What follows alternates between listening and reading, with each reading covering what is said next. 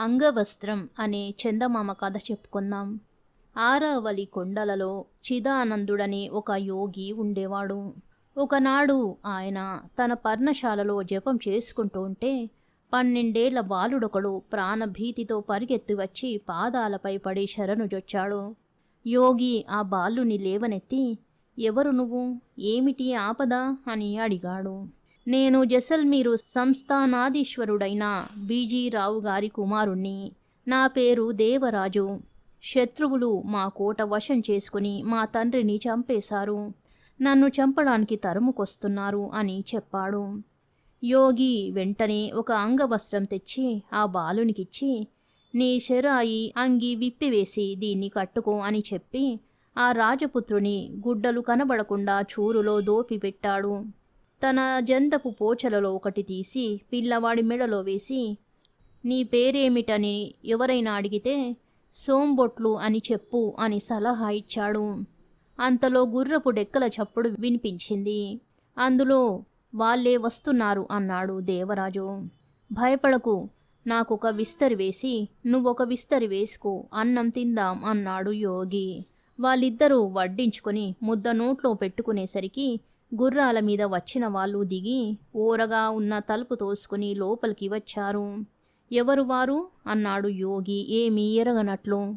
ఆయన భోజనం చేస్తున్నాడని తెలపటంతో వాళ్ళు నాలిక కరుచుకొని, "క్షమించండి, రాజపుత్రుడెవరైనా ఈ దారిన వచ్చాడేమో అని వచ్చాము" అన్నారు.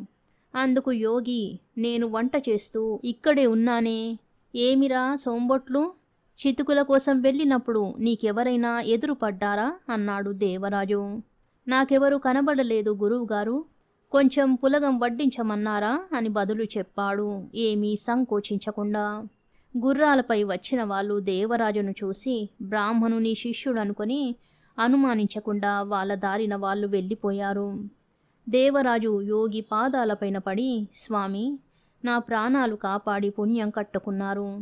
మీ రుణం ఎలా తీర్చుకోగలను?" అన్నాడు. "రుణం లేదు, గినం లేదు. నీకిక్కడ ఎంతకాలం ఉండాలని తోస్తే అంతకాలం ఉండి ఆ తరువాత వెళ్ళి ఎక్కడైనా రాజ్యం స్థాపించుకో" అన్నాడు చిదానంద యోగి. కత్తిపట్టి వీరవిహారం చేసే చేతికి అడవిలో చితుకులు ఏరుతూ కూచుంటే ఎంతకాలం తోస్తుంది?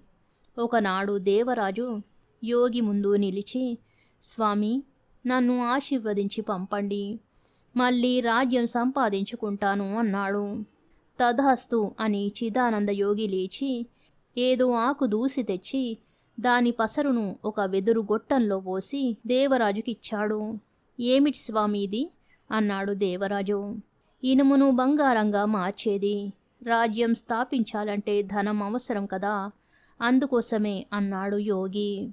దేవరాజు దాన్ని భద్రపరుచుకొని, "మీ జ్ఞాపకార్థం ఆ అంగవస్త్రం కూడా పట్టుకు వెడతాను" అని చెప్పి ఆనాడు యోగి తనకు కట్టుకోమనిచ్చిన గావంచాను కూడా చంకన పెట్టుకుని వెళ్ళాడు. ఆ వెళ్ళడం తిన్నగా మేనమామ అయిన భూతరాజు ఇంటికి వెళ్ళాడు. దేవరాజుకు మళ్ళేనే అతని తల్లి కూడా శత్రువుల బారి నుంచి తప్పించుకొని వచ్చి అన్నగారింట్లో తల దాచుకుంది. ఆమె తన కుమారుడు బ్రతికే ఉన్నాడని తెలవడంతోనే వచ్చి ఉప్పు తెచ్చి దిగదుడిచి దాన్ని నీటిలో పోసి, "నాయనా, నీ శత్రువులంతా ఈ ఉప్పు మల్లేనే కరిగిపోయి రూపు లేకుండా మాసిపోవాలి" అని చెప్పి కౌగలించుకుంది. "అమ్మా, మంత్రాలకు చింతకాయలు రాలవు. శత్రువులను నాశనం చెయ్యాలంటే తక్షణం నేనొక కోట కట్టాలి, బలగాన్ని పెంచాలి. అప్పుడు దండెత్తి వెళ్ళి శత్రువుల్ని తరిమివేసి మన జైసల్మీరు కోట వశం చేసుకోవాలి. కోట కట్టడానికి మామయ్యని కాస్త స్థలమిమ్మను" అన్నాడు దేవరాజు. ఆమె అన్నను అడిగింది. అందుకు భూతరాజు, "స్థలం లేదు, గిలం లేదు, పొమ్మన్నాడు." ఆ సమయానికి అక్కడికి గోడారి వాడొకడు ఎద్దు చర్మం తెచ్చి భూతరాజుకు కానుకగా ఇచ్చాడు.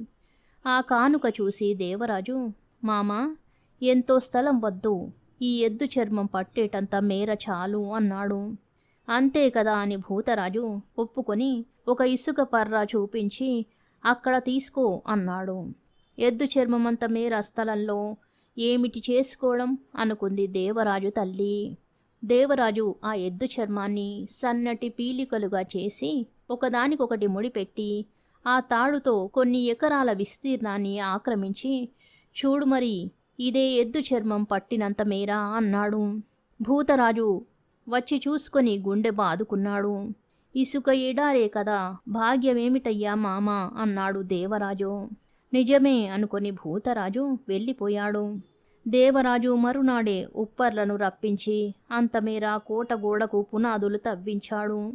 సాయంత్రం కావడంతోనే వాళ్ళందరూ కూలి ఇమ్మనేసరికి అతడు వాళ్ళ గుణపాలలో ఒకటి చేత పుచ్చుకొని చిదానంద యోగి ఇచ్చిన పసరు రాసేసరికి అది బంగారంగా మారిపోయింది.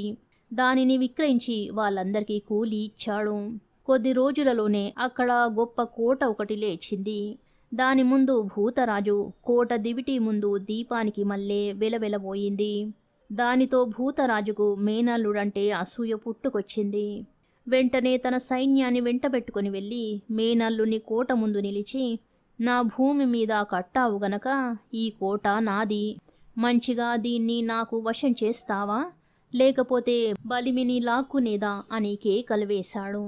దేవరాజు పంపగా తల్లి వచ్చి భూతరాజుతో, ఇదేమిటన్నయ్యా, నీకు మేనల్లుడికి యుద్ధమేమిటి, అంత నీకు కోట మీద మోజుగా ఉంటే నువ్వే తీసుకో, ముందు నువ్వు కాళ్ళు కడుక్కో, నీ సైనికులను కూడా లెమ్మను, కాస్త ఫలహారం చేద్దురుగాని అంది.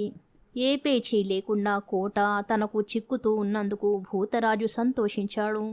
మేనమామ సైనికులందరికీ దేవరాజు విస్తర్లు వేయించి పిండి వంటలతో సహా ఫలహారాలు వడ్డన చేయించాడు.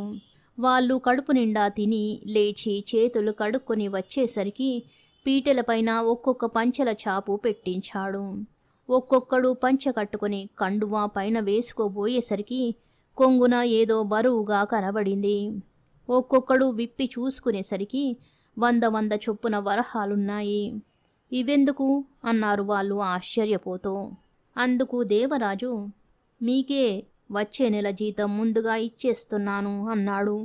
మా జీతం మీరివ్వడమేమిటి, అదీగాక మాకు 10 వరహాలే కదా జీతం, 100 వరహాలిచ్చారే మీరు అన్నారు సైనికులు. పర్వాలేదు పుచ్చుకోండి, మనమంతా కొద్ది రోజుల్లో వెళ్ళి జసల్మియరు కోట ముట్టడించి వశం చేసుకోవాలి అన్నాడు దేవరాజు. సరే అన్నారు వాళ్ళు సంతోషంగా. ఈ విధంగా లంచమిచ్చి దేవరాజు సైనికులను వశం చేసుకున్నాడని తెలవడంతోనే భూతరాజు మండిపడి వాళ్ళతో, మనం వశం చేసుకోవడానికి వచ్చింది ఈ కోటనే గాని జసల్మియరు కోటను కాదు, వాడిచ్చిన లంచానికి ఆశపడి నాకు ద్రోహం చేస్తున్నారా మీరు అని గద్దించాడు. ద్రోహం తలపెట్టింది మీరు కాని మేం కానే కాదు, ఈయన కష్టపడి కట్టుకున్న ఈ కోటను లాగుకోవడం కన్నా ద్రోహమేముంది అని ఎదురు తిరిగారు సైనికులు. చేసేది లేక భూతరాజు గుర్రమెక్కి ఇంటికి దౌడు తీశాడు. ఆ సైన్యంతో పాటు దేవరాజు ఇంకా కొంత సైన్యాన్ని చేర్చుకున్నాడు. కొద్ది కాలంలోనే జసల్మియరు కోటను ముట్టడించి దానిలో ఉన్న శత్రువుల్ని పారదోలి వశం చేసుకున్నాడు. నాడు ముస్తాబై కొలువు కూటానికి వచ్చినప్పుడు దేవరాజు భుజం మీద ఒక అంగవస్త్రం వేలాడుతూ కనబడింది. మంత్రులు సేనాధిపతులు, ఇదేమిటి ప్రభు అని అడిగారు.